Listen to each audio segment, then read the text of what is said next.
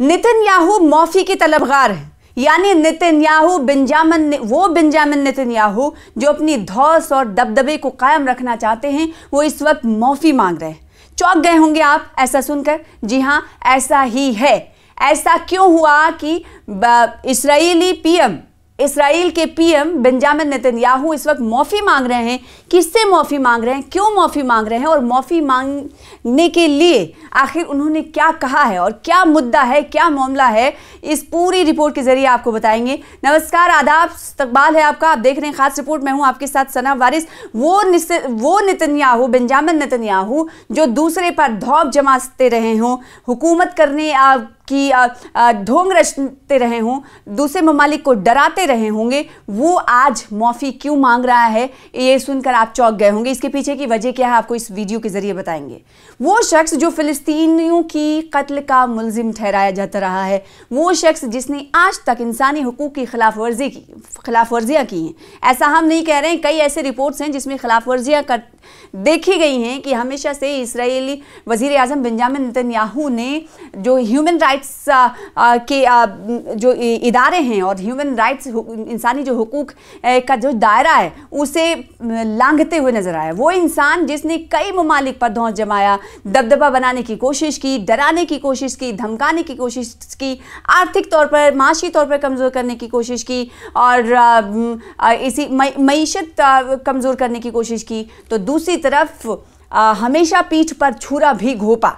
Israel ने बातचीत की हामी कई मर्तबा तो भरी, यानी जिस मुल्क के ज़रिए इस वक्त इसराइल, बेंजामिन नेतन्याहू और पूरा मुल्क इस वक्त मशहूर जो हो रहा है कि वो कत्लेआम कर रहे हैं फ़िलिस्तीनियों की, गज़ा में लोगों पर बमबारी की जा रही है, यहाँ तक कि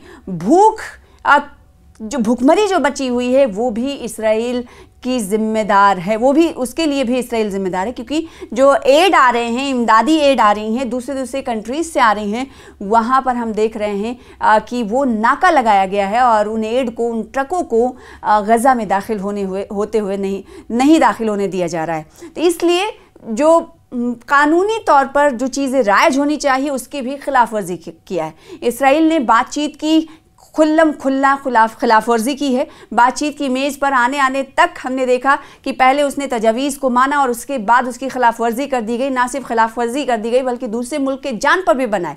ताज़ा वाक़या कतर का ही ले लीजिए। कतर पर हमास के लीडरों के साथ बातचीत की शुरुआत हुई थी और फिर अचानक से ही इसराइल हमला कर देता है, जिसमें हमास के जो कदावर नेता थे वो बाल बच जाते हैं क्योंकि नमाज़ पढ़ने जाते हैं। तो ऐसे में इसराइल पर उस वक्त ये इल्ज़ाम आयद हुआ कि बातचीत का इशारा एक तरफ करता है और दूसरी तरफ से पीठ पर छुरा घोंपता है इसराइली, ना सिर्फ दूसरे ममालिक की तरफ बल्कि अंदरून इसराइल भी। बेंजामिन नेतन्याहू पर हमने देखा कि उनके अवाम की जानिब से भी मुखालिफत की जाती रही, नाराज़गी का इजहार किया जाता रहा। ना सिर्फ नाराज़गी और मुखालिफत बल्कि सड़कों पर उतर कर कई मरतबा हमने देखा कि एहतजाज भी बेंजामिन नेतन्याहू के ख़िलाफ़ किया गया। यानी अवाम नाराज़ होती तो सत्ता पलट जाती है, ये आपको मालूम ही होगा। तो यहाँ पर बेंजामिन नेतन्याहू के ख़िलाफ़ ये तमाम लोग सड़कों पर उतरे। ना सिर्फ सड़कों पर उतरे बल्कि प्रधानमंत्री के आवास के बाहर भी कई बार हमने देखा कि अब ज़ोरदार प्रदर्शन, ज़ोरदार एहतजाजी मुजाहरा हुआ।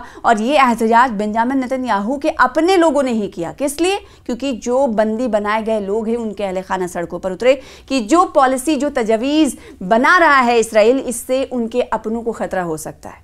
वो बेंजामिन नेतन्याहू आज मौफी के तलबगार आखिर कैसे, क्यों यहाँ पर पहुंचे, क्या वजह है, क्या इसके पीछे की कहानी आपको इस वीडियो के जरिए बताएंगे। जी हाँ, और ये मौफी नामा जो है 111 सफ़े की है, यानी 111 सफ़े पर मुश्तमिल है मौफी नामा जो मांगा गया है उनकी तरफ से। ये मामला क्या है आपको बताते हैं। बदनुमानी, रिश्वत और फ्रॉड के इल्ज़ामात के तहत मुकदमे का सामना कर रहे इसराइली वज़ीर आज़म ने अपने खिलाफ मुकदमात ख़त्म करने के लिए इसराइल के सदर से मौफी की दरख्वास्त की है। रिपोर्ट्स के मुताबिक नेतन्याहू के दफ्तर ने ऐलान किया है कि उन्होंने सिहूनी हुकूमत के सदर इसाक हेर्तोग को मौफी की दरख्वास्त पेश की है। ये दरख्वास्त अब वज़ारत इंसाफ के मौफी के महकमे को मुंतकिल कर दी गई है और मुताल्लिका कानूनी नज़रियात वज़ारत के मुख्तलिफ शोबों से हासिल किए जाएंगे। नेतन्याहू ने हेर्तोग को अपने خط میں لکھا ہے کہ ان کے خلاف عدالتی کارروائی شدید تنازعات کا مرکز بن گئی ہے، اور اگرچہ وہ مقدمے کو جاری رکھنے اور اپنی بے گناہی ثابت کرنے کے خواہش مند ہیں، لیکن ان کا ماننا ہے کہ عوامی مفاد کا تقاضا ہے یہ کہ مقدمہ جلد از جلد ختم کیا جائے۔ انہوں نے مزید لکھا ہے 111 صفحے پر کہ معافی نامہ کے 111 صفحے پر یہ تمام باتیں ان کی طرف سے لکھی گئی ہیں کہ اس کشمکش کو ختم کرنے سے اختلافات میں کمی اور عوامی مفاہمت ہو سکتی ہے۔ نتن یاہو کی معافی کی درخواست 111 صفحات پر مشتمل ہے، جیسا کہ ہم نے آپ سے کچھ دیر پہلے آپ کو بتایا، اور میڈیا نے لکھا ہے کہ اس میں صہیونی حکومت کے وزیر اعظم نے کوئی جرم تسلیم نہیں کیا ہے، نہ ہی حقائق بیان کیے ہیں، بلکہ صرف عوامی ذمہ داریوں اور موجودہ واقعات کی ممکنہ نتائج کی طرف اشارہ دیا ہے۔ نتن یاہو اپنے خلاف ان مقدمات سے بچنے کے لیے برسوں سے تگ و دو کر رہے ہیں، یعنی کوشش کر رہے ہیں، اور بہت سے تجزیہ نگاروں کا یہ بھی خیال ہے کہ غزہ جنگ کی طوالت کی ایک وجہ یہ بھی ہے کہ نتن یاہو اس طرح سے خود کو سزاؤں سے بچانا چاہتے ہیں۔ واضح رہے کہ نتن یاہو اس وقت 3 الگ الگ مقدمات میں بدعنوانی کے مختلف الزامات کا سامنا کر رہے ہیں، جن میں سزا کی صورت میں انہیں جیل ہو سکتی ہے۔ کیس نمبر 4000 میں ان پر مالی مفادات کے بدلے مثبت میڈیا کوریج حاصل کرنے کے الزامات ہیں، اور نیز کیس نمبر 1000 اور 2000 میں تاجروں سے مہنگے تحائف حاصل کرنے اور سازگار میڈیا کوریج کے لیے بات چیت کے بھی الزامات عائد کیے گئے ہیں۔ تو آپ اندازہ لگائیے، وہ شخص جو خود اپنے ملک میں الزامات سے گھرا ہوا ہو، مقدمات سے گھرا ہوا ہو، وہ اس وقت پاٹھ جمانے کی پورے دنیا میں کوشش کر رہا ہے، اور وہ ان ممالک سے دوری بنا رہا ہے جو اس وقت اس کے قتل و غارت گری کے تحت فلسطینی عوام، غزہ کی عوام صہیونی حکومت کے تحت اس وقت پریشان ہو رہی ہے، اور جو ممالک غزہ اور فلسطینیوں سے ہمدردی رکھ رہے ہیں انہیں بھی نشانہ بنانے کی کوشش کی جا رہی ہے۔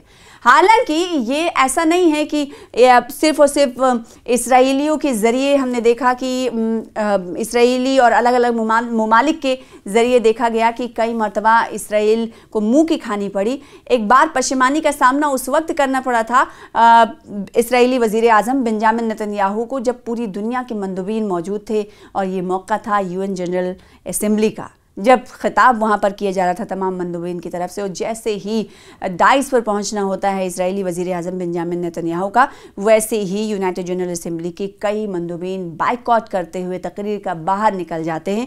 انٹرنیشنل عالمی پشیمانی کا سامنا اس وقت اسرائیلی وزیر اعظم بنجامن نتن یاہو کو کرنا پڑتا ہے، اور وہ صاف جھلکتا بھی ہے ان کے چہرے سے۔ اور اس کے بعد ہم نے دیکھا، یا پھر اس سے پہلے بھی ہم نے دیکھا کہ کئی مرتبہ وہ میڈیا سے مخاطب ہوئے اسرائیلی وزیر اعظم بنجامن نتن یاہو، انہوں نے کہا کہ ہمیں آئسولیٹ رہنے کے لیے تیار رہنا چاہیے، یعنی ان کو یہ معلوم ہے، اسرائیل یہ جانتا ہے کہ اس وقت وہ جو کر رہا ہے اس سے اسے آئسولیشن میں رکھا جا سکتا ہے، کسی طرح کا ٹریڈ اس کے ساتھ کر سکتے، دوسرے ممالک ہاتھ پیچھے کھینچ سکتے، لیکن پھر بھی کرتا وہی ہے جس کو وہ کرتا آ رہا ہے، یعنی جو معصوم لوگ ہیں ان کی جانیں لیتا۔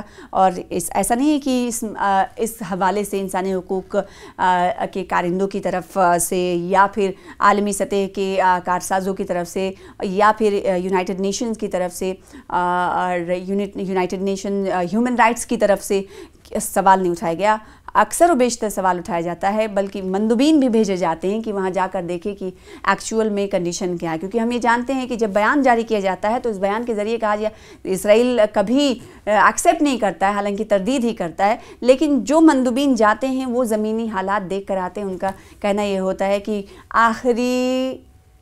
آخری سطح تک لوگ وہاں پر جھیل چکے ہیں، کھانا نہیں مل رہا ہے۔ آپ نے دیکھا ہوگا کہ ایئر ڈراپس کے پیچھے پورے علاقے کے لوگ بھاگتے رہتے تھے، اس بھگدڑ میں بھی کئی لوگوں کی موت ہوئی، بھوک مری کا مال نیوٹریشن کا شکار ہو جا رہے ہیں بچے، اور جہاں پر جب بیمار ہو کر اسپتالوں میں بھرتی کیے جا رہے ہیں تو وہاں پر بھی بمباری کر دیتا ہے اسرائیل۔ وہ اسرائیل، اس اسرائیل کے مکھیا بنجامن نتن یاہو معافی کے طلبگار ہیں، اور وہ یہ معافی اپنے صدر سے، اپنے ملک کے صدر سے ہی مانگتے ہوئے نظر آ رہے ہیں۔ اور یہ معافی 1-2 پیجز کی نہیں ہے، 111 صفحات پر مشتمل ہے۔ اس معافی کے حوالے سے آگے کیا کچھ ہوگا یہ تو ہمیں نہیں معلوم، لیکن اتنا تو ضرور ہے کہ دوسرے کو دھونس دکھانے والا اس وقت خود پٹخنی کھاتا ہوا دکھائی دے رہا ہے۔